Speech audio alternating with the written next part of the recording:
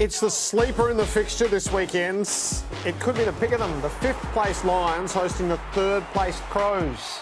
The Crows have climbed sneakily up to 3rd. The Lions are holding their place after losing in Ballarat. An opportunity slipped through their fingers from where they were in the 2nd quarter.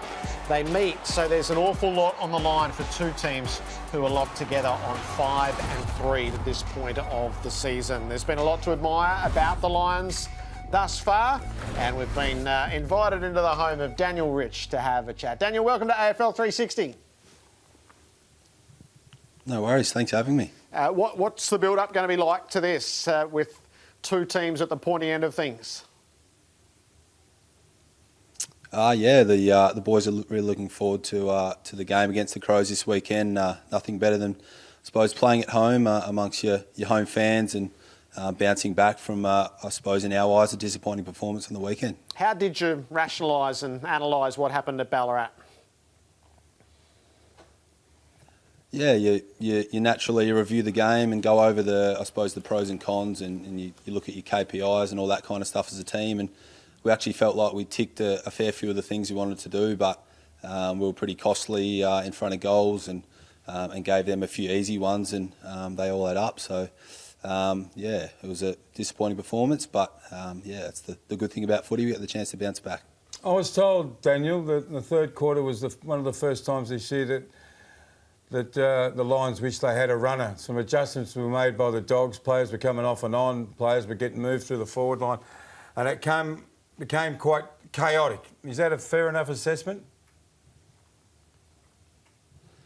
Oh, the 3rd quarter was, we identified the 3rd quarter as the one that we let them back in the game. I think they kicked 2 goals in the last, minute of the 2nd quarter, last minute of the 3rd quarter. So in a close game, that red time in footy games is crucial and something that we let ourselves down on. But they definitely came out to play after half time, and the 3rd quarter was pretty much the game. So what was going through your head? The 3rd quarter, they've taken control of the game. You've had a really good year. You're a senior figure on the half-back line there. What were you thinking? You can definitely sense momentum changes in games, and you basically have to use a bit of knowledge to try and change a few things. They actually change things up around stoppage, and I suppose as a higher defender, generally the opposition half forwards are the ones that are making those stoppage changes. So you have to be able to adapt and learn, and they threw a lot of numbers around the ball. So definitely something that I wouldn't say is common in footy when you've got 3 forwards ahead of the ball these days. But it was definitely a learning curve for everyone in the side, and something that we're going to take out of the game moving forward. A fortnight ago, I said to Gerard, I reckon Rich is in, if they had an All-Australian squad right now, I reckon Rich is in the AA squad of 40. And I thought the way you were playing was equal as what I've seen before in your career. Can you sum up how you think your season's going? I know it's hard to talk about yourself, mate, I know. But give us some indication about how pleased or how disappointed you are with some aspects of your game.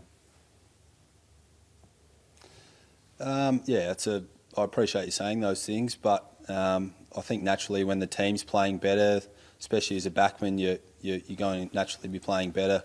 The ball's going to be coming in a little bit less. The ball's going to be coming in with a little bit more pressure on it and whatnot. But one of the things that's always stuck to me is Fags always believed when he stepped through the doors 2 years ago that my best football was ahead of me, and I believed him. And it's fantastic to have that support from your head coach especially, and that's been the focus. I was really looking forward to last season. I hurt myself round 1, which wasn't great, but I just want to play consistent football. I think I've been pretty inconsistent in years gone by, so being able to be a solid, consistent contributor to our football side is what I need to do and what I want to do, and what I hope the players and coaches expect of me. So that focus will never change.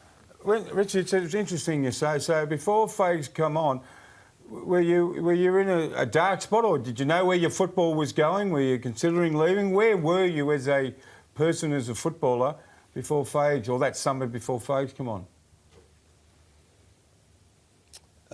It's a good question. To be honest, I I can't really remember too far back in the past. There was obviously some pretty tough times when we weren't really winning games, and things were tough for the boys and for players. But the past is the past, and the important thing is I've kind of learnt from that. And the big one for me was that consistency. I'd have a good game here and there, but I'd offer up some pretty poor ones as well. So naturally, as a person who cares about my teammates in the footy club, you felt like you were letting them down at times. And I suppose as a senior player in the side, in the past as well as now, if you're not kind of pulling your weight, you do feel a little bit more like you're letting the boys down. So the exciting thing is, hopefully we can change that, and I can bring that consistency week in, week out. There's been a lot to admire individually and collectively. Good luck with it, Daniel, and good luck against the Crows on the weekend.